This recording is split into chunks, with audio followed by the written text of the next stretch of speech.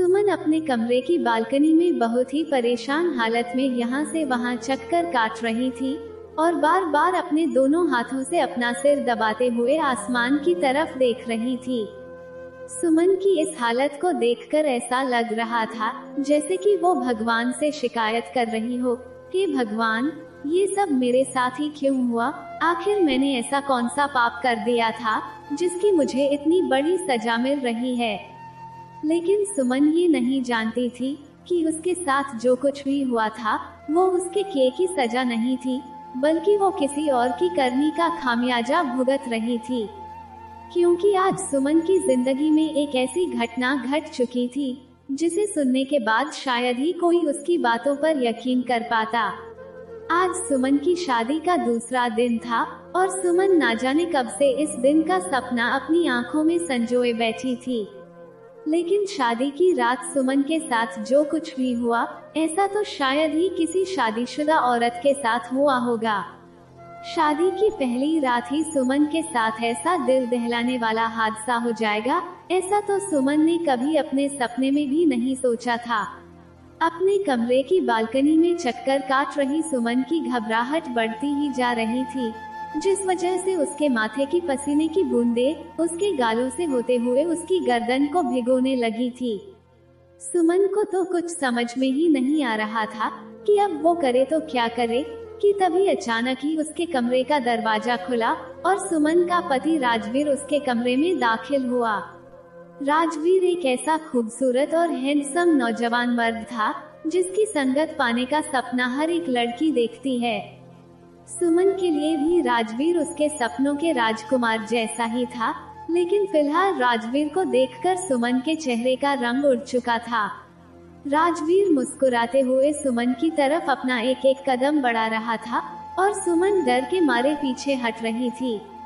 सुमन इस वक्त इतनी डरी हुई थी कि उसका पूरा शरीर थर थर कांपने लगा था। सुमन एक एक कदम पीछे हटती जा रही थी और राजवीर एक एक कदम सुमन की तरफ बढ़ा रहा था और उसे प्यार भरी नजरों से देख रहा था। इससे पहले कि राजवीर अपना हाथ बढ़ाकर सुमन को स्पर्श कर पाता, अचानक ही सुमन का पैर फिसल गया।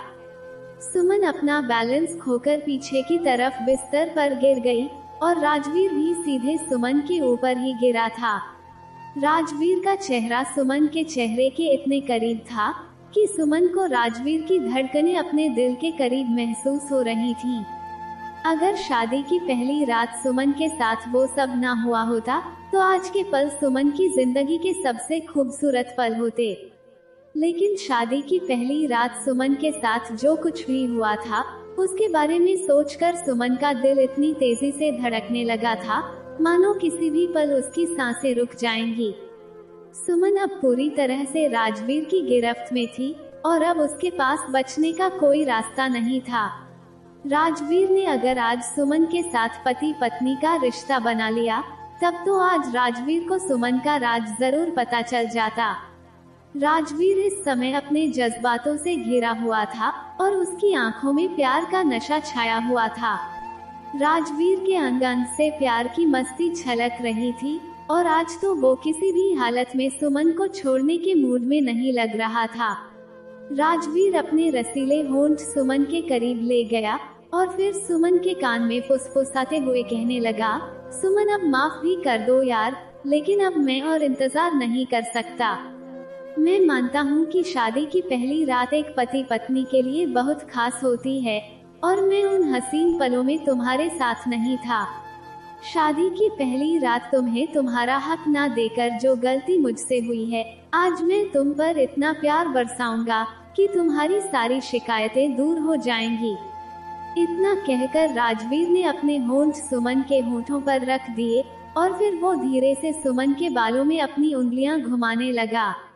लेकिन राजवीर को अपने इतने करीब देखकर सुमन तो बहुत ही ज्यादा घबरा गई थी। राजवीर ने कहा, सुमन, मुझे इस बात का बहुत अफसोस है कि मैंने अपनी शादी की पहली रात के सबसे खूबसूरत पलों को गंवा दिया है और मैं जानता हूँ कि तुम भी इसी वजह से मुझसे नाराज हो, लेकिन मैं तुमसे वादा करता हूँ सुमन कि आज मैं तुम पर इतना प्यार बरसाऊंगा कि तुम्हारा सारा गुस्सा गायब हो जाएगा। तुम्हें पता है सुमन, इस दिन का इंतजार तो मैं तब से ही करने लगा था जिस दिन मैंने पहली बार तुम्हारी तस्वीर देखी थी।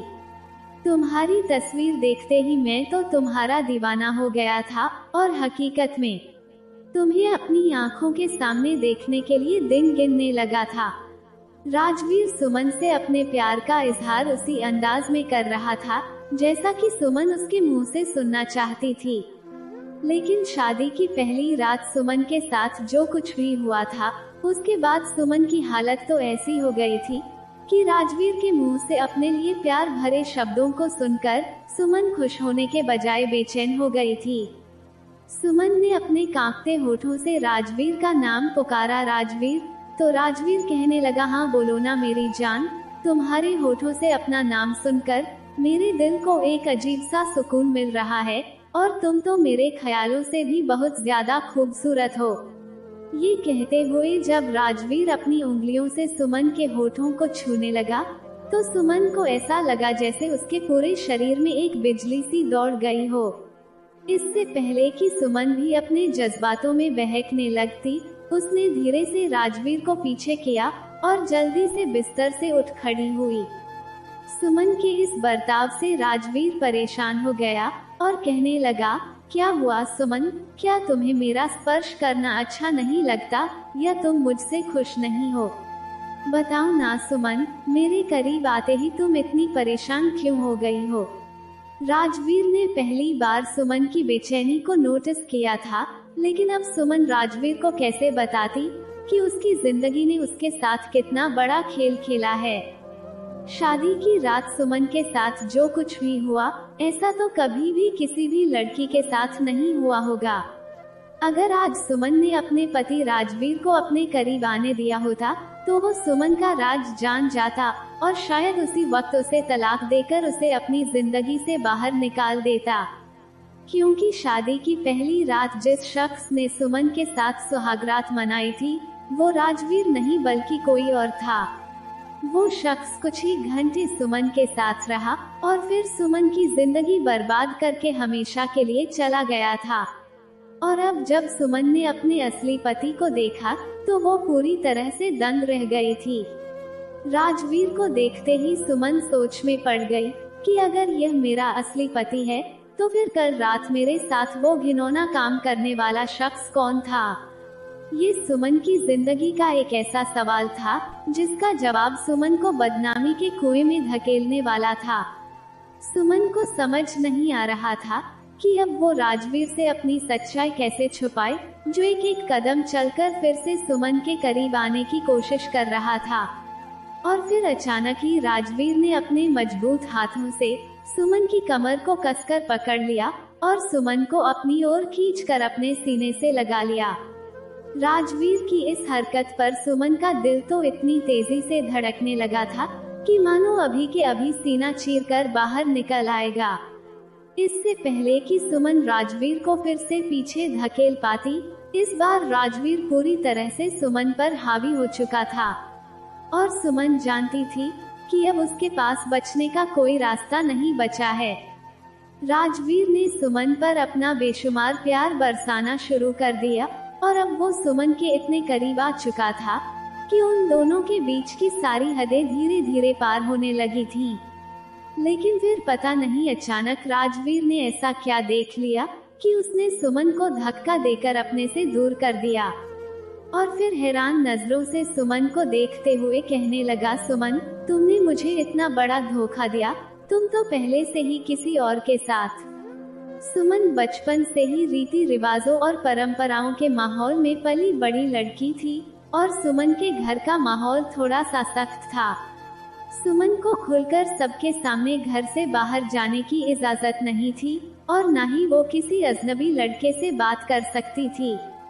सुमन के पापा बहुत ही सख्त मिजाज के इंसान थे और वो हमेशा सुमन को एक ही बात कहते थे, सुमन बेटा, चाहे कुछ भी हो जाए लेकिन अपनी इज्जत पर कभी दाग मत लगने देना, क्योंकि रुपया धन दौलत अगर चला भी जाए ना तो उसे फिर से कमाया जा सकता है, लेकिन एक बार अगर किसी लड़की की इज्जत चली जाए तो वो उसे कभी वापस नहीं मिलती। सुमन के पापा के ये शब्द हर वक्त उसके दिमाग में घूमते रहते थे और शायद यही वजह थी कि सुमन कोई गलत कदम उठाने के बारे में सोच भी नहीं सकती थी। जब भी सुमन की सहेलियां उसे अपने प्यार के किस्से कहानियां सुनाती तो सुमन का चेहरा शर्म से लाल हो जाता था। सुमन दिखने में बहुत ही खूबसूरत थी और उसके दिल में भी एक ख्वाहिश थी कि कोई लड़का उससे इतना प्यार करे कि वो सुमन का दीवाना हो जाए। लेकिन फिलहाल तो सुमन की खूबसूरती की तारीफ करने वाला कोई भी नहीं था, क्योंकि सुमन को किसी लड़के की तरफ आंख उठाकर देखने की भी इजाजत नहीं थी। इसलिए सुमन ने खुद को लड़कों से दूर ही रखा था और हमेशा अपने दिल में अपने होने वाले पति के लिए ही सपने देखे थे कि वो अपना प्यार सिर्फ अपने पति के लिए ही बचा कर रखेगी। अपने पति के अलावा सुमन किसी और को अपने दिल में आने की इजाजत नहीं दे सकती थी और न ही सुमन को ऐसा करने की अनुमति थी। इसलिए सुमन ने हमेशा अपने जज्बातों को काबू में रखा और कभी किसी लड़के की तरफ आंख उठाकर देखा तक नहीं। सुमन के परिवार वालों ने 19 साल की उम्र में ही सुमन की शादी तय कर दी और जब लड़के की मां सुमन को देखने आई तो उन्होंने सुमन को तुरंत ही पसंद कर लिया था। सुमन का होने वाला पति अपने घर का इकलौता बेटा था और वो अपने पापा के बिजनेस को ही संभालता था। सुमन का होने वाला ससुराल एक खुशहाल और सुखी संपन्न परिवार था और ये देखकर सुमन तो बहुत खुश हो रही थी कि उसकी शादी इतने अच्छे परिवार में हो रही है। लेकिन चिंता की बात तो ये थी कि सुमन ने अपने होने वाले पति को अभी तक एक बार भी नहीं देखा था, जिसके सपने सुमन बचपन से ही देखती आ रही थी। सुमन के दिल में इस बात का थोड़ा सा अफसोस तो था ही, लेकिन फिर भी सुमन को अपने माँ बाप पर पूरा भरोसा था कि वो लोग उसके लिए आंख मूंद कर कोई भी लड़का नहीं चुनेंगे। लड़के की माँ जब सुमन को देखने गई थी तब वो अपने बेटे की इतनी तारीफ कर रही थी कि सुमन के मन में तो अपने होने वाले पति से मिलने के लिए लड्डू फूट रहे थे। सुमन के होने वाले पति का नाम राजवीर था और राजवीर की मां ने बहुत जोर दिया कि सुमन और राजवीर को एक बार एक दूसरे को देख लेना चाहिए और आपस में मिलकर बात भी कर लेनी चाहिए, क्योंकि अगर लड़का लड़की शादी से पहले एक दूसरे को जान ले तो इसमें कोई बुराई नहीं है। लेकिन सुमन के माँ बाप ने उन्हें सख्ती से मना कर दिया, इसलिए सुमन की होने वाली सास ने राजवीर की तस्वीर को भी बाहर नहीं निकाला जो वो सुमन को दिखाने के लिए अपने साथ लेकर आई थी। सुमन के माँ बाप राजवीर को देख चुके थे और वो सुमन के लिए राजवीर से संतुष्ट थे, इसलिए उन्हें ऐसा लगता था कि सुमन को राजवीर की तस्वीर दिखाने की भी कोई जरूरत नहीं है। सुमन के पापा ने राजवीर की मां से कहा कि हमारी बेटी बहुत ही सभ्य और संस्कारी लड़की है और उसे अपने माँ बाप की पसंद पर पूरा भरोसा है, इसलिए वो भी शादी से पहले लड़के को देखना पसंद नहीं करेगी। सुमन तो राजवीर की फोटो देखने के लिए तरस रही थी, लेकिन उसने अपने माँ बाप की मर्जी के आगे अपना सिर झुका लिया था, क्योंकि जिस भरोसे के साथ उसके पापा ने राजवीर की मां से कहा था कि हमारी बेटी शादी से पहले लड़के को देखना पसंद नहीं करेगी, सुमन भी अपने पापा का भरोसा तोड़ना नहीं चाहती थी। इसलिए सुमन ने भी राजवीर की मां से कह दिया कि वो राजवीर की तस्वीर नहीं देखना चाहती, क्योंकि उसे अपने माँ बाप की पसंद पर पूरा भरोसा है। खैर सुमन राजवीर की तस्वीर तो नहीं देख पाई थी, लेकिन वो अपनी खुली आंखों से राजवीर के सपने जरूर देखने लगी थी। सुमन की शादी में बस अब कुछ ही समय बचा था और सुमन दिन रात अपने सपनों के मुताबिक अपने ख्यालों में राजवीर की छवि को सोचती रहती थी और दिन भर अपने दिल में गुनगुनाती रहती थी। अनदेखा अनजाना सा, बदला सा, दीवाना सा, जाने वो कैसा होगा रे। ओ चोरी से चुपके चुपके बैठा है दिल में छुपके, जाने वो कैसा होगा रे। राजवीर ऐसा दिखता होगा, राजवीर वैसा दिखता होगा, ये सोचते हुए जब सुमन अपने ख्यालों में राजवीर की एक प्यारी सी तस्वीर बना लेती थी तो उस सपनों में बनी तस्वीर के बारे में सोचते ही सुमन का दिल पागल सा होने लगता था। और फिर सुमन के दिल में एक गुदगुदी सी होने लगती थी कि पता नहीं जब राजवीर मेरे सामने आएगा तब मैं क्या करूंगी और कैसे मैं खुद पर काबू रखूंगी। सुमन की सहेलियां भी हैरान होकर उसे कोस रही थी। सुमन, तू पागल हो गई है क्या? ऐसे ही लड़के को देखे बिना ही कौन शादी करता है भला? लड़के को ना सही कम से कम उसकी तस्वीर तो देख लेनी चाहिए थी। तब सुमन ने कहा, हाँ, मैं लड़का देखे बिना ही शादी कर रही हूँ, क्योंकि मुझे अपने माँ पापा की पसंद पर पूरा विश्वास है कि उन्होंने मेरे लिए एक अच्छा जीवन साथी ही चुना होगा। शादी के लिए हाँ करने के लिए मेरे लिए तो सिर्फ इतना ही जानना काफी है कि मेरे माँ बाप को लड़का और लड़के का परिवार दोनों ही पसंद हैं। सुमन के मुंह से ये सब सुनकर तो उसकी सहेलियां और भी ज्यादा परेशान हो गईं और कहने लगी कि आज के इस मॉडर्न जमाने में कौन से माँ बाप ऐसा करते हैं भला कि अपनी बेटी को उसके होने वाले पति से मिलने देना तो दूर की बात है, उसे उसके होने वाले पति की तस्वीर भी नहीं दिखाते। लेकिन सुमन को तो अपनी सहेलियों की इन बातों से कोई भी फर्क नहीं पड़ता था। वो तो बस अपनी उंगलियों पर अपनी शादी के दिन गिन रही थी कि कब वो अपने राजवीर की दुल्हन बनकर उसे अपने पति के रूप में देख पाएगी। खैर, फिर तो वो दिन भी आ गया जब सुमन के हाथों पर राजवीर के नाम की मेहंदी लग चुकी थी और सुमन का दिल खुशी से झूम रहा था, क्योंकि आज सुमन को पहली बार अपने सपनों के राजकुमार का दीदार होने वाला था। सुमन ने आज तक कभी भी किसी भी लड़के से बात तक नहीं की थी, जबकि कई लड़के सुमन को प्रपोज करने की कोशिश कर चुके थे, लेकिन सुमन हमेशा लड़कों से दूर ही रहती थी, क्योंकि सुमन ने अपने पापा की दी हुई उस सिक को गांठ बांध लिया था कि अगर एक लड़की अपनी इज्जत गंवा बैठे तो फिर वो कभी वापस नहीं आ सकती।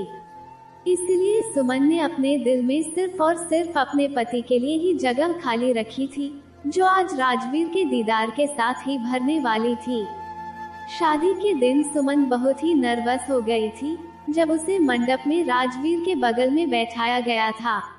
सुमन का दिल तो बहुत कर रहा था कि वो एक बार नजर उठाकर अपने होने वाले पति को देख ले, लेकिन तभी उसे अपनी माँ की कही हुई बातें याद आने लगी, जिन्होंने कहा था कि सुमन बेटा, जब तक तुम्हारी और राजवीर की शादी संपन्न नहीं हो जाती और तुम इस घर से विदा नहीं हो जाती, तब तक तुम नजर उठाकर राजवीर का चेहरा देखने की कोशिश भी मत करना। अपनी माँ की इस बात को सुनकर जब सुमन हैरत से अपनी माँ को देखने लगी, तब सुमन की माँ ने उसे बताया, बेटा, ये सब मैं अपने मन से नहीं कह रही हूँ, ये तो हमारी सदियों पुरानी पारिवारिक परंपरा है कि हमारे परिवार की कोई भी लड़की अपनी शादी से पहले अपने होने वाले पति को नहीं देखती।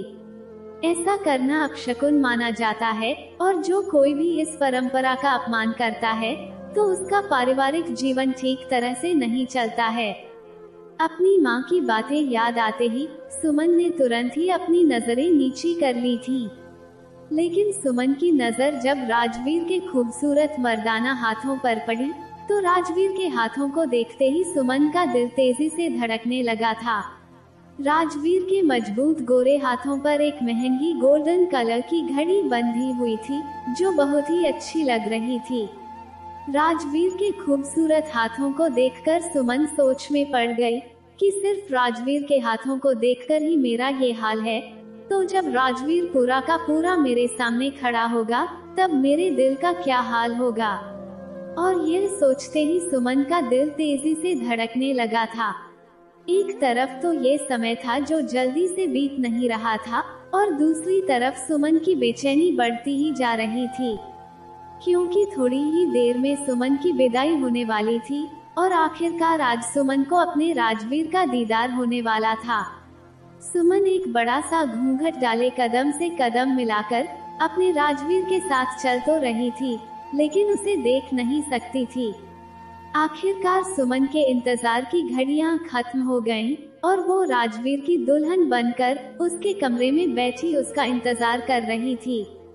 सुमन के कमरे को बहुत ही खूबसूरती से सजाया गया था और बेड पर फूलों से एक दिल बना हुआ था, जिसमें सुमन और राजवीर का नाम लिखा हुआ था। कमरे की सजावट को देखकर सुमन को ऐसा लगा कि राजवीर भी शायद सुमन के लिए उतना ही तरस रहा था जितना कि सुमन राजवीर के लिए तरस रही थी। और ये ख्याल दिमाग में आते ही सुमन का चेहरा शर्म से लाल होने लगा था। थोड़ी देर बाद सुमन की सास उसके कमरे में आई और आते ही सुमन की नजर उतारने लगी थी। सुमन की सास बहुत ही अच्छे स्वभाव की और बहुत ही मिलनसार औरत थी। उन्होंने सुमन के हाथ में दूध के 2 ग्लास थमाए और कहने लगी, दुल्हन, ये बादाम वाला दूध तुम दोनों के लिए है, इसे ठंडा होने से पहले ही पी लेना। सुमन ने शर्माते हुए हाँ में सिर हिलाया तो उसकी सास कहने लगी, मैं समझ सकती हूँ बेटा कि ये रीति रिवाजों के चक्कर में ना तो तुम राजवीर से एक बार भी मिल पाई और न ही कभी उसे देख पाई हो।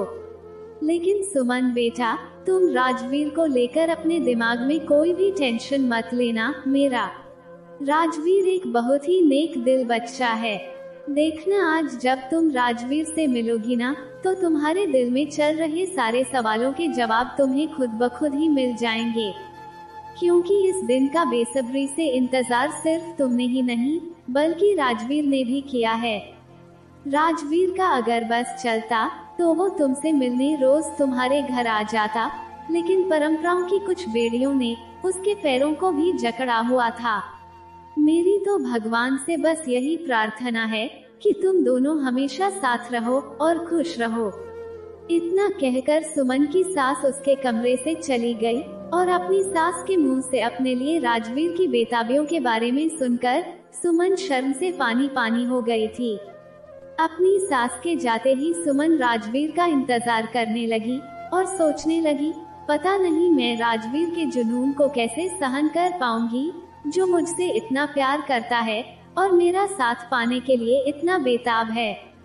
घड़ी की सुइयां टिक टिक कर रही थी और सुमन के लिए अब एक एक पल इंतजार करना मुश्किल हो रहा था, क्योंकि घड़ी की सुइयों की टिक टिक के साथ साथ सुमन के दिल की धड़कनें भी बढ़ती ही जा रही थी। रात के 11 बज चुके थे, लेकिन राजवीर अभी तक कमरे में नहीं आया था, जबकि सुमन की सास के कहने के मुताबिक तो राजवीर भी सुमन से मिलने के लिए बेचैन हो रहा था। और अगर ये बात सच थी तो अब तक तो राजवीर को कमरे में आ जाना चाहिए था। लेकिन फिर सुमन ने अपने दिल को ये कहकर समझा दिया कि हो सकता है कि राजवीर को उसके दोस्तों ने घेर लिया होगा और वो लोग जानबूझकर राजवीर को तंग करने के लिए उसका साथ ना छोड़ रहे हों। यही सब सोचते सोचते रात के 12 बज गए थे कि तभी अचानक ही कमरे का दरवाजा खुला था। सुमन ने जल्दी से अपने सिर पर अपना घूंघट डाल लिया, क्योंकि सुमन के सपनों का राजकुमार आ चुका था। आखिरकार वो पला ही गया जिसका इंतजार सुमन ना जाने कितने दिनों से कर रही थी। जब सुमन को अपने बगल में किसी के बैठने का एहसास हुआ तो वो जल्दी से सिमटकर बैठ गई। सुमन के पति ने धीरे से सुमन के हाथ थाम लिए, जिसके गोरे मजबूत हाथों में सुमन के मेहंदी लगे नाजुक हाथ कांप रहे थे। और फिर जब राजवीर ने धीमी आवाज में सुमन का नाम पुकारा सुमन, तो सुमन का दिल जोर जोर से धड़कने लगा, क्योंकि राजवीर की पुकार बहुत ही मीठी थी। सुमन भी राजवीर का चेहरा देखने के लिए बेताब थी, लेकिन सुमन की नजरें अभी भी झुकी हुई थी, क्योंकि राजवीर को देखने की सुमन की हिम्मत ही नहीं हो रही थी कि तभी अचानक ही जैसे राजवीर ने सुमन के दिल को पढ़ लिया और धीरे से सुमन का घूंघट उठा दिया। राजवीर ने अपना हाथ सुमन की ठोड़ी के नीचे रखा और धीरे से सुमन के चेहरे को ऊपर उठाया और कहा, अब मैं तुमसे क्या कहूँ सुमन, तुम्हारी तारीफ करने के लिए तो मेरे पास शब्द ही नहीं है, क्योंकि तुम तो मेरी सोच से भी बहुत ज्यादा खूबसूरत हो और आज मैं तुम्हारे साथ प्यार के वो लम्हे जीना चाहता हूँ जो तुम्हारे और मेरे दोनों के लिए यादगार बन जाएं। राजवीर की ऐसी बातें सुनकर सुमन थोड़ा सा हैरान हुई, लेकिन फिर अपने आप को संभालते हुए मुस्कुराने लगी, क्योंकि राजवीर भले ही दिखने में बहुत ही ज्यादा हैंडसम नौजवान था, लेकिन बर्ताव से थोड़ा सा अजीब था। राजवीर ने सुमन को फर्स्ट नाइट का कोई भी तोहफा नहीं दिया, बल्कि उसने तो सुमन के गालों पर अपने प्यार के निशान छोड़ दिए। और फिर कहने लगा, सुमन, आज मैं तुम्हें अपने प्यार से सराबोर कर दूंगा और बस यही मेरा यादगार तोहफा होगा तुम्हारे लिए। बस तुम मेरे प्यार और जुनून को झेलने के लिए खुद को तैयार रखना, क्योंकि तुम इतनी खूबसूरत हो कि अब मैं खुद को तुमसे प्यार करने से रोक नहीं सकता। इतना कहकर राजवीर ने धीरे से एक एक करके सुमन के गहने उतारने शुरू कर दिए और सुमन अपने आप में ही सिमटती जा रही थी। सुमन भी अपने पति से ऐसा ही जुनून भरे प्यार का इजहार चाहती थी कि वो उसकी आत्मा को भी तरबतर कर दे, लेकिन पता नहीं सुमन को आज इतनी बेचैनी क्यों महसूस हो रही थी, जबकि राजवीर तो सुमन के सपनों के राजकुमार से भी ज्यादा खूबसूरत था और सुमन पर अपना बेशुमार प्यार लुटाए जा रहा था। लेकिन हकीकत तो ये थी कि सुमन चाहती थी कि राजवीर पहले अपने प्यार का इजहार शब्दों में करे और सुमन को बताए कि वो उसके लिए कितना तड़पा है, और साथ ही सुमन के दिल का हाल भी जाने कि सुमन के दिल में राजवीर के लिए कितनी मोहब्बत भरी है। लेकिन राजवीर ने तो अपने प्यार का इजहार शब्दों में बयां ही नहीं किया, बस आते ही उसने सुमन के साथ अपनी मनमानियां करना शुरू कर दी और सुमन चाहकर भी उसे रोक नहीं पाई। सुमन भी राजवीर के इस प्यार को महसूस करना चाहती थी, लेकिन पता नहीं क्यों आज सुमन को एक अजीब सी घबराहट महसूस हो रही थी। सुमन अपनी ऐसी घबराहट और बेचैनी में ही उलझी रही और राजवीर अपनी सारी हदें पार करता चला गया। हर लड़की की तरह सुमन भी चाहती थी कि उसका पति बहुत ज्यादा रोमांटिक हो और वो अपने पति के मुंह से अपने लिए मोहब्बत का इजहार सुनना चाहती थी, लेकिन यहाँ तो ऐसा कुछ भी नहीं था। सुमन को ऐसा लग रहा था कि राजवीर को उसकी भावनाओं से या उसकी ख्वाहिशों से कोई मतलब नहीं था, उसको तो बस सिर्फ सुमन के शरीर से ही मतलब था। पहले पहले सुमन थोड़ी सी उदास हुई, लेकिन फिर यह सोचकर चुप रही कि शायद राजवीर भी उसके लिए बहुत ज्यादा तड़पा होगा, इसीलिए अब उसका और ज्यादा इंतजार करना मुश्किल हो गया होगा। और शायद इसीलिए राजवीर ने अपने प्यार का इजहार शब्दों में नहीं बल्कि सुमन पर अपनी बेशुमार मोहब्बत लुटाकर किया था। रात के तकरीबन 3 बजे राजवीर सुमन से अलग हुआ और उसके माथे पर प्यार बरसाते हुए कहने लगा, देखना सुमन, आज की यह रात तुम्हें जिंदगी भर याद रहेगी। अगर मेरा बस चलता ना तो मैं एक पल के लिए भी तुम्हें अपने से दूर नहीं होने देता, क्योंकि आज मैं तुम्हारे इतने करीब आ चुका हूँ कि मेरा तो दिल ही नहीं कर रहा है कि मैं तुमसे अलग हो जाऊं। लेकिन तुम चिंता मत करना सुमन, अगर तुम चाहोगी ना तो ये रात हमारी जिंदगी में बार बार आती रहेगी। ये कहने के साथ ही राजवीर कमरे से बाहर निकल गया, लेकिन उसके आखिरी शब्दों ने सुमन को और भी ज्यादा परेशान कर दिया और सुमन हैरत भरी नजरों से राजवीर को बाहर जाते हुए देखती रही, क्योंकि अब सुमन के दिल में कई सवाल उठ रहे थे कि अगर राजवीर मुझसे अलग नहीं होना चाहता था तो वो शादी की पहली रात को 3 बजे उठकर अचानक ही बाहर क्यों चला गया। यही सोचते हुए बड़ी मुश्किल से सुमन बिस्तर से उठी और फ्रेश होकर वापस अपने बिस्तर पर आकर राजवीर का इंतजार करने लगी। सुमन को तो ये भी नहीं पता था कि राजवीर अचानक ऐसे कहाँ चला गया। वो तो बस राजवीर के आने का इंतजार करती रही, लेकिन राजवीर नहीं आया था। इंतजार करते करते सुबह के 5:30 बजे सुमन की आंख लग गई और फिर जब उसकी आंख खुली तो सुबह के 9:30 बज रहे थे। सुमन जल्दी से हड़बड़ा कर उठ गई, क्योंकि आज सुमन का ससुराल में पहला दिन था और अब उसे डर लग रहा था कि पहले ही दिन इतना लेट उठने पर ना जाने उसके ससुराल वाले उसके बारे में क्या सोचेंगे। सुमन ने इधर उधर अपनी नजरें घुमाई, लेकिन राजवीर अभी भी कमरे में नहीं था, तो सुमन ने सोचा कि शायद वो पूरी रात बाहर ही रहा होगा। सुमन को ये बात थोड़ी सी हैरान कर गई, लेकिन वो रात के हसीन लम्हों को याद करते हुए उठकर अपने बिस्तर की चादर ठीक करने लगी कि तभी अचानक ही सुमन के कमरे का दरवाजा खुला और जैसे ही सुमन की सास कमरे में दाखिल हुई तो सुमन ने तुरंत ही अपना पल्लू ठीक किया और सीधी खड़ी हो गई। सुमन ने अपनी सास के पैर छूकर आशीर्वाद लिया तो सुमन की सास ने सुमन को आशीर्वाद दिया और उसके माथे पर हाथ फेरते हुए कहा, सुमन बेटा, आज तो तुम बहुत ही प्यारी लग रही हो। और ये राजवीर अपनी दुल्हन को छोड़कर इतनी सुबह सुबह कहाँ चला गया? मैं तो तुम दोनों को नाश्ते पर बुलाने आई थी। इससे पहले कि सुमन अपनी सास को कुछ भी सफाई दे पाती, अचानक ही कमरे का दरवाजा फिर से खुला और एक हैंडसम नौजवान सुमन के कमरे में दाखिल हुआ था। सुमन ने जल्दी से अपनी साड़ी का पल्लू ठीक किया, क्योंकि सुमन ऐसी लड़की बिल्कुल भी नहीं थी जो किसी अजनबी के सामने बिना दुपट्टे या बिना साड़ी के पल्लू के घूमती फिरे। उस नौजवान को देखकर सुमन सोचने लगी कि आखिर ये नौजवान है कौन, क्योंकि सुमन की सास ने तो सुमन को पहले ही बता दिया था कि उनका तो इकलौता ही बेटा है, इसलिए वो नौजवान सुमन का देवर तो नहीं हो सकता था। तो फिर ये कौन था जो आते ही पहले तो सुमन की सास के गले से लग गया और फिर उसने सुमन की सास के सामने ही बेशर्मों की तरह सुमन को भी अपने सीने से लगा लिया था। उस नौजवान की इस हरकत पर सुमन तो हैरान होकर उसे ऐसे देखती रह गई, मानो सुमन के शरीर से तो जैसे जान ही निकल गई हो। कितना बेशर्म था ये नौजवान, जिसने इतनी बेशर्मी से सुमन को अपने सीने से ऐसे तो लगा लिया जैसे कि सुमन उसकी पत्नी हो।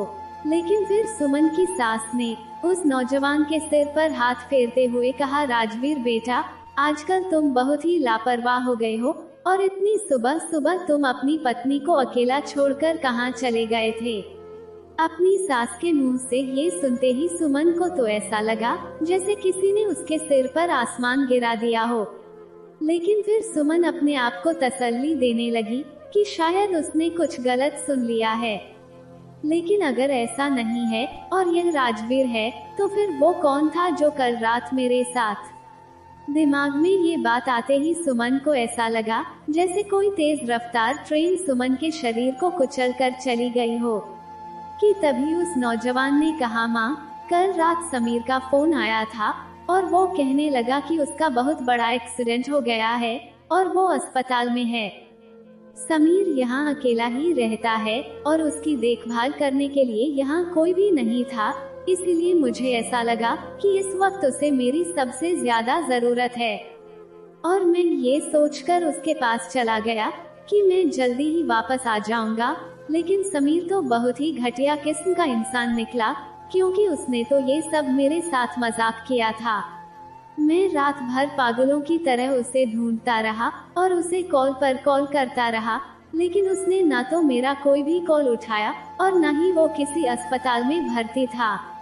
अभी उसने सामने से कॉल करके मुझे बताया कि वो तो बिल्कुल ठीक है और वो मेरे साथ ये सब मजाक कर रहा था। और फिर थोड़े से गुस्से में और कुछ कड़वाहट भरे शब्दों में राजवीर ने अपनी माँ से कहा, माँ, एक बार अगर ये समीर मेरे हाथ लग गया ना, तो मैं उसे छोड़ूंगा नहीं। राजवीर की माँ अफसोस के साथ राजवीर को देखने लगी और कहने लगी, राजवीर बेटा, अगर ऐसी ही बात थी तो तुझे अपने किसी दोस्त को समीर के पास भेज देना चाहिए था। अपने शादी वाले दिन अपनी पत्नी को घर में अकेला छोड़कर अपने दोस्त से मिलने चले जाना, ये भी तो गलत बात है ना। अपनी माँ की बात सुनकर राजवीर ने भी अपना सिर नीचे झुका लिया, लेकिन राजवीर की बातें सुनकर सुमन का तो सिर चकराने लगा और वो चक्कर खाकर जोर से अपने बेड पर जा गिरी। देखा जाए तो मजाक तो किस्मत ने सुमन के साथ कर दिया था, क्योंकि सुमन अब तक अपनी इज्जत, अपने प्यार का वो पहला स्पर्श, अपना शरीर और अपनी इच्छाएं सिर्फ और सिर्फ अपने पति के लिए बचा कर रखती आई थी। लेकिन एक रात में ही कोई अजनबी राजवीर बनकर उसकी जिंदगी में आया और उसे इतना बड़ा धोखा देकर उसकी इज्जत को तार तार कर गया था। सुमन के बेड पर गिरते ही राजवीर जल्दी से सुमन के करीब आया और सुमन के गालों पर थपथपाते हुए कहने लगा, सुमन, सुमन, आंखें खोलो सुमन, क्या हो गया है तुम्हें? सुमन की सास ने भी जल्दी से सुमन के चेहरे पर पानी के छींटे मारे, तब जाकर सुमन को कुछ होश आया। सुमन की सास कहने लगी, क्या हुआ सुमन बेटा, तुम्हें अचानक यूं चक्कर कैसे आ गए? तब सुमन ने बात को संभालते हुए कहा, कुछ नहीं मम्मी जी, शादी की भाग दौड़ में खाने पीने पर ज्यादा ध्यान नहीं दिया था ना, शायद इसी वजह से आ गए होंगे। तब सुमन की सास कहने लगी, कोई बात नहीं बहू बेटा, अब तुम मेरे हाथ का खाना खाओगी ना तो बिल्कुल भी ठीक हो जाओगी। अब तुम दोनों जल्दी से फ्रेश होकर हॉल में आ जाओ, नाश्ता तैयार हो चुका है। इतना कहकर सुमन की सास कमरे से बाहर निकल गई और राजवीर भी फ्रेश होने वॉशरूम में चला गया। लेकिन सुमन की आंखों के सामने तो बार बार रात के वो पल घूम रहे थे जिसमें वो इंसान सुमन से अपने प्यार का इजहार कर रहा था, जिसे सुमन अपना पति समझ रही थी। पहले तो सुमन ने सोचा कि वो राजवीर को सारी सच्चाई बता दे, क्योंकि उसे डर लग रहा था कि अब वो उन निशानों को राजवीर से कैसे छुपाएगी जो प्यार के नाम पर वो घटिया इंसान सुमन के बदन पर छोड़ गया था। लेकिन फिर अगले ही पल सुमन को ऐसा लगा कि अगर उसने राजवीर को ये बात बताई कि अब वो कुंवारी नहीं रही, तो हो सकता है कि राजवीर सुमन को वहीं खड़े खड़े तलाक दे दे। और इसी डर के मारे सुमन अपने पति को हकीकत बताने के बारे में सोच भी नहीं सकती थी। लेकिन सिर्फ एक गलतफहमी के कारण सुमन की इज्जत, उसका नाम, सब कुछ बर्बाद हो गया था। फिलहाल तो सुमन के दिल में बस एक ही ख्याल आ रहा था कि इससे तो अच्छा होता कि अगर शादी होने से पहले ही मैं मर जाती, तो कम से कम मुझे ये दिन तो नहीं देखना पड़ता। अभी तो सुमन अपनी सोच से बाहर भी नहीं आई थी कि तभी राजवीर सुमन के करीब आया और सुमन के दोनों हाथ थामकर सुमन के सामने बैठ गया और फिर सुमन का चेहरा ऊपर करते हुए कहने लगा, तुम तो बहुत ही खूबसूरत हो सुमन, जितना मैंने सोचा था उससे भी कई ज्यादा खूबसूरत। अगर तुम कल रात के लिए मुझे माफ कर दो और मुझे इजाजत दो, तो आज मैं अपने प्यार से तुम्हारी सारी शिकायतें दूर कर दूंगा। सुमन अभी भी अपनी नजरें नीचे झुकाए हुए थी और सुमन की झुकी हुई नजरों को सुमन की हाँ समझकर जैसे ही राजवीर उसके होठों की लाली चुराने आगे बढ़ा, तो सुमन घबराकर एकदम से पीछे हट गई। अगर सुमन की जिंदगी में वो मनहूस रात नहीं आई होती, तो शायद आज सुमन को अपने पति के साथ के ये प्यार भरे पल बहुत ही सुखद लगते।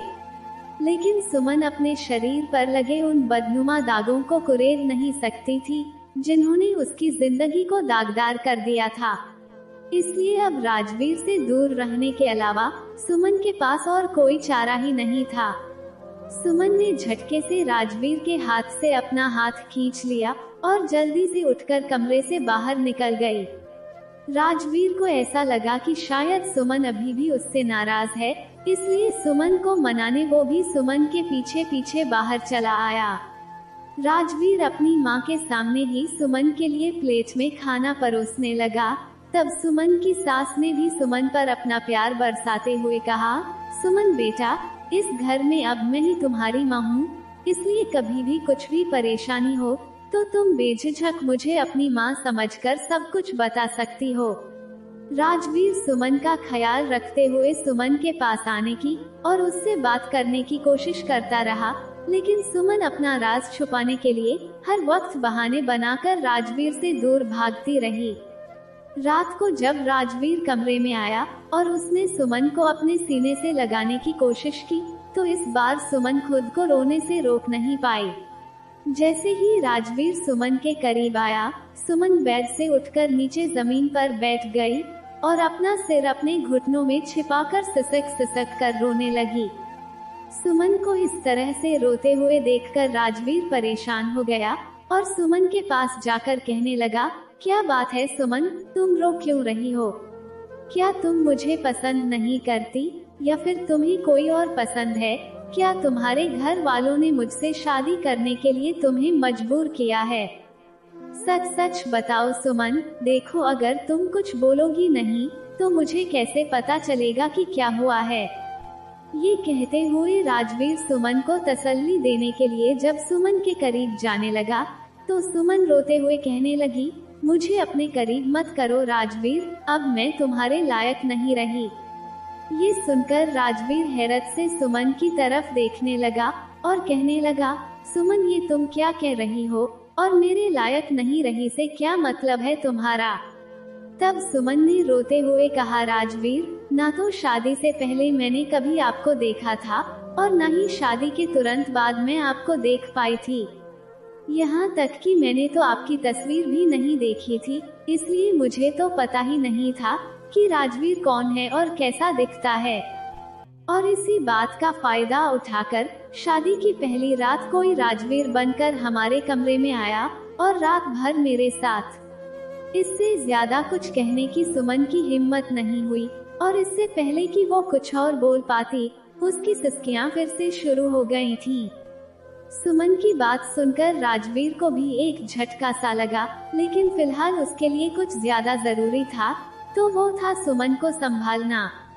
राजवीर सुमन के पास जमीन पर और सुमन की बगल में ही बैठ गया और सुमन के बालों को सहलाते हुए कहने लगा, देखो सुमन, तुम रो मत, जो कुछ भी हुआ है उसमें तुम्हारी कोई गलती नहीं है, और जिसने भी ये किया है उसे मैं ऐसे ही छोड़ नहीं सकता, उसे तो उसके किए की सजा दिलवाकर ही मैं दम लूंगा। इतना कहकर राजवीर ने सुमन को जमीन से उठाया और बेड पर लिटा दिया और खुद भी उसके पास जाकर बैठ गया। तब सुमन सिसकते हुए कहने लगी, लेकिन राजवीर, अब मैं तुम्हारे काबिल नहीं रही। और इससे पहले कि सुमन आगे और कुछ कहती, राजवीर ने सुमन के होठों पर अपनी उंगली रख दी और कहने लगा, सुमन, जब तुम्हारी कोई गलती ही नहीं है तो उस बात पर मैं तुम्हें सजा कैसे दे सकता हूँ? और देखा जाए तो इसमें सबसे बड़ी गलती मेरी ही थी। अगर कल रात मैं तुम्हें छोड़कर अपने दोस्त के पास नहीं जाता, या फिर जाने से पहले एक बार तुमसे मिलकर तुम्हें बताकर जाता, तो ये सब होता ही नहीं। लेकिन अब तुम अपने दिमाग से ये ख्याल निकाल दो कि तुम मेरे लायक नहीं हो, क्योंकि तुम आज भी मेरे लिए मेरी वही सुमन हो जो कल थी, बिल्कुल बेदाग और गंगा की तरह पवित्र।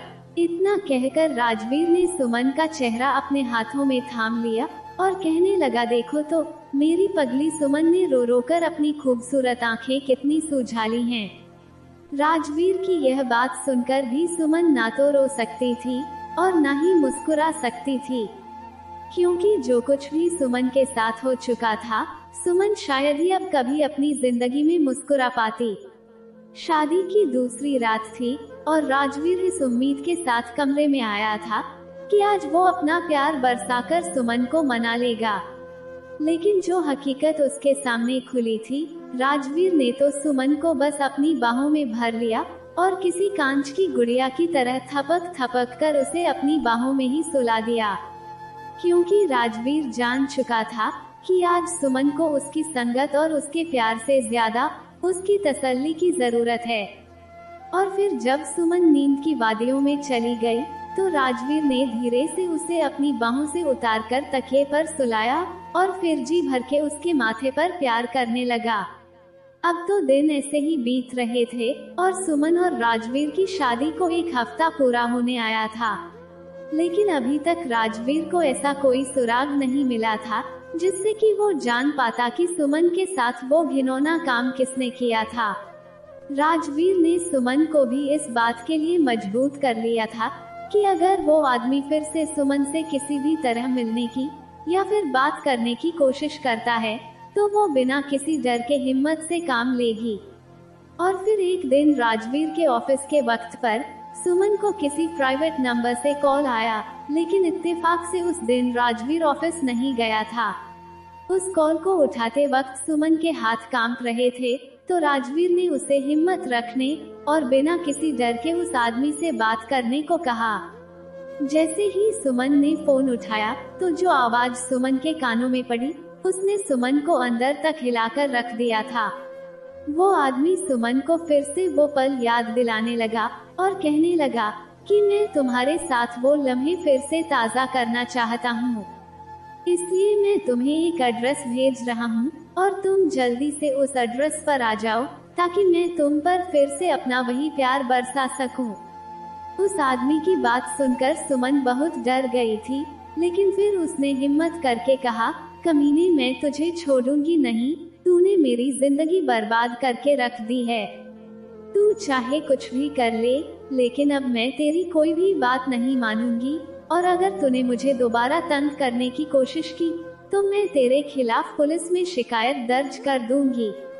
तब उस आदमी ने सुमन से कहा, पुलिस में खबर करने की तो तुम सोचना भी मत, क्योंकि मैंने उस रात की वीडियो बना ली है जिसमें तुम अपनी मर्जी से अपना तन मन मुझे सौंप रही थी। अगर तुमने पुलिस के पास जाने की कोशिश की तो मैं तुम्हारी इस वीडियो को वायरल कर दूंगा। अब फैसला तुम्हारे हाथों में है कि तुम मेरे पास आकर अपनी और अपने दोनों परिवार की इज्जत बचाना चाहती हो या फिर खुद पूरी दुनिया में बदनाम होकर अपने घर की इज्जत को पूरी दुनिया में उछालना चाहती हो। उस आदमी की यह बात सुनते ही सुमन के पैरों तले जमीन खिसक गई, और इससे पहले कि सुमन के कांपते हाथों से फोन छूटकर जमीन पर गिरता, राजवीर ने सुमन को इशारा किया कि वो उस आदमी से मिलने के लिए हाँ कर दे। क्योंकि सुमन का फोन स्पीकर पर था, इसलिए राजवीर ने भी उस आदमी की सारी बातें सुन ली थी। सुमन ने उस आदमी से मिलने के लिए हाँ कर दी, और सुमन की हाँ सुनते ही उस आदमी ने फोन काट दिया। फोन रखते ही उस आदमी ने सुमन के फोन पर एक एड्रेस मैसेज कर दिया जिस पर सुमन को उसी रात को पहुंचना था।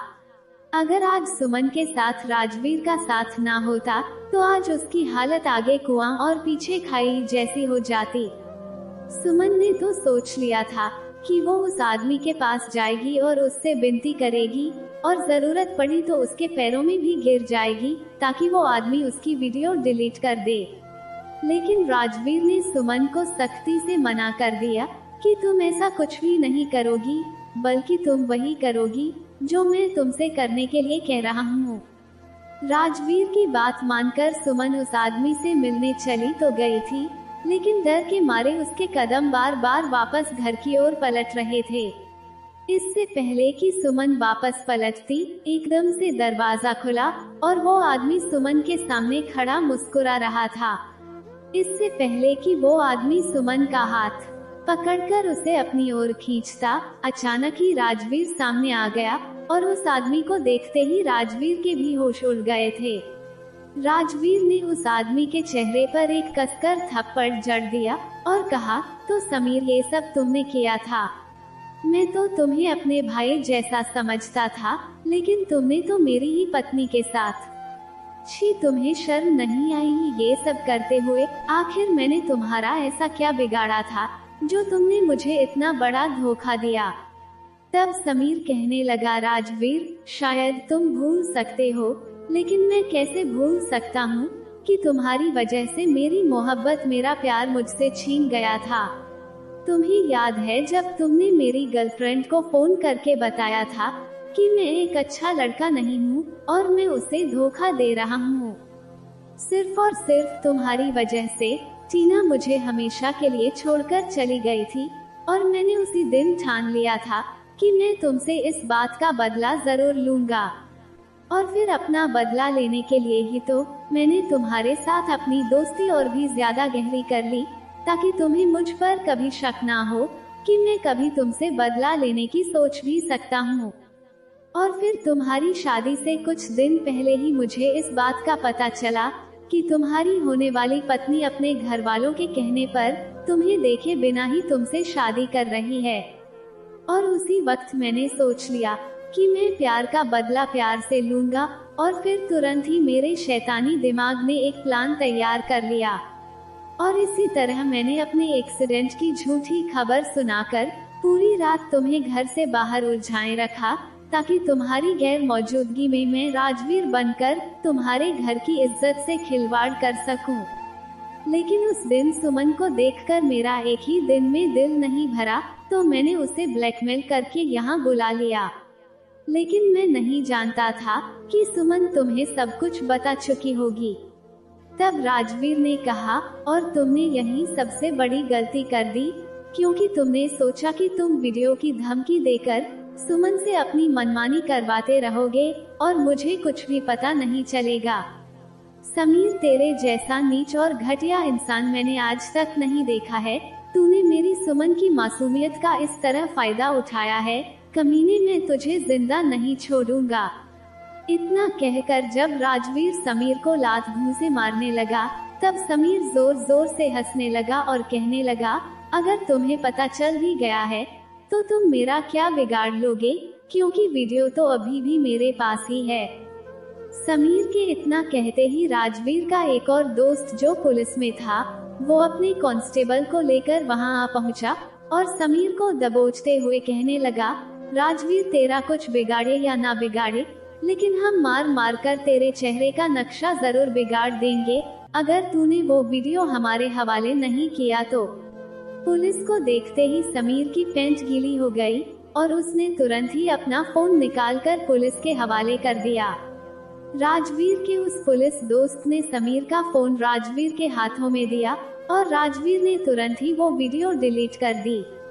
पुलिस ने तुरंत ही समीर को गिरफ्तार कर लिया और पुलिस के जाते ही सुमन राजवीर के पैरों में गिरकर रोने लगी। राजवीर ने सुमन को अपने पैरों से उठाकर अपने सीने से लगाया और कहने लगा, सुमन तुम्हारी जगह मेरे पैरों में नहीं बल्कि मेरे दिल में है और तुम्हें शर्मिंदा होने की कोई जरूरत नहीं है, बल्कि शर्मिंदा तो मुझे होना चाहिए क्योंकि तुम्हारे साथ जो कुछ भी हुआ वो मेरी वजह से हुआ है। सुमन, मैं नहीं जानता था कि मेरा अपना दोस्त जिसे मैं अपने भाई जैसा मानता था वो मेरे साथ इतना बड़ा खेल खेल सकता है। अगर मुझे समीर के इरादों की जरा सी भी भनक होती तो मैं तुम्हें यूं अकेला छोड़कर कभी नहीं जाता। राजवीर और सुमन की शादी को 1 महीना पूरा होने आया था, लेकिन राजवीर ने आज तक सुमन पर कभी उसके पति होने का हक नहीं जताया था।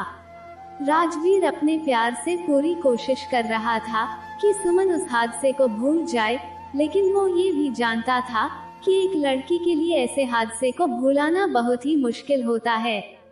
राजवीर और सुमन एक ही कमरे में सोते थे, लेकिन राजवीर हर रात सुमन को अपनी बाहों में थपकी देकर सुलाता और सुमन अपने साथ हुए हादसे को भुलाकर राजवीर की बाहों में चैन की नींद सो जाती थी। एक दिन सुमन ने राजवीर से कहा, राजवीर तुम कब तक मेरा इंतजार करते रहोगे? तुम्हें तो मुझसे अपना प्यार पाने का पूरा हक है। तब राजवीर ने कहा, सुमन अगर तुम्हारा इंतजार मुझे अगले 7 जन्मों तक करना पड़ा ना तो मैं वो भी करने के लिए तैयार हूँ। और रही बात प्यार का हक वसूल करने की, तो प्यार कभी वसूल नहीं किया जाता। प्यार तो पाने की चीज है, हासिल करने की नहीं। राजवीर जैसा हमसफर पाकर सुमन बहुत ही खुश थी, जिसने न केवल सारा दोष अपने सिर पर ले लिया था बल्कि उसने सुमन को कभी कोई ताना भी नहीं दिया था। राजवीर के प्यार ने सुमन के दिल से उस हादसे को काफी हद तक भुला दिया और आखिरकार अब जाकर राजवीर का इंतजार खत्म हुआ था। एक दिन राजवीर हर बार की तरह सुमन को अपनी बाहों में थपकी देकर सुला रहा था। तब सुमन ने राजवीर का चेहरा अपने हाथों में थाम लिया और उसी तरह राजवीर के माथे पर प्यार बरसाया जैसे राजवीर सुमन के माथे पर बरसाता था। सुमन की इस हरकत पर राजवीर कुछ प्यार भरी तो कुछ सवालिया नजरों से सुमन की तरफ देखने लगा। तब सुमन ने राजवीर की आंखों में देखते हुए अपने प्यार का इजहार कुछ इस तरह से किया था, ना कसमें है ना रस्में है, ना शिकवे है ना वादे है, एक सूरत भोली भाली है, दो नैना सीधे साधे है, दो नैना सीधे साधे है, ऐसा ही रूप ख्यालों में था जैसा मैंने सोचा था। हाँ तुम बिल्कुल वैसे हो जैसा मैंने सोचा था। हाँ तुम बिल्कुल वैसे हो जैसा मैंने सोचा था। सुमन के मुंह से अपने लिए प्यार का इजहार सुनते ही राजवीर को तो ऐसा महसूस हुआ जैसे उसकी खोई हुई जिंदगी उसे वापस मिल गई थी। राजवीर ने अपनी बाहें फैलाकर सुमन को अपनी जिंदगी में शामिल कर लिया, तो वहीं सुमन ने भी आज राजवीर को उसके पति होने के सारे हक दे दिए थे। राजवीर सुमन की जिंदगी में सूरज की उस रोशनी की तरह था जो काली से काली अंधियारी रात का नामो निशान तक मिटा देती है। ठीक वैसे ही जैसे राजवीर के प्यार ने सुमन के दिल से उस हादसे वाली रात की सारी यादें मिटा दी थी, और अब सुमन और राजवीर की जिंदगी में सिर्फ खुशियां ही खुशियां थी। जय श्री राम। दोस्तों, उम्मीद करती हूँ कि आपको हमारी कहानी पसंद आई होगी।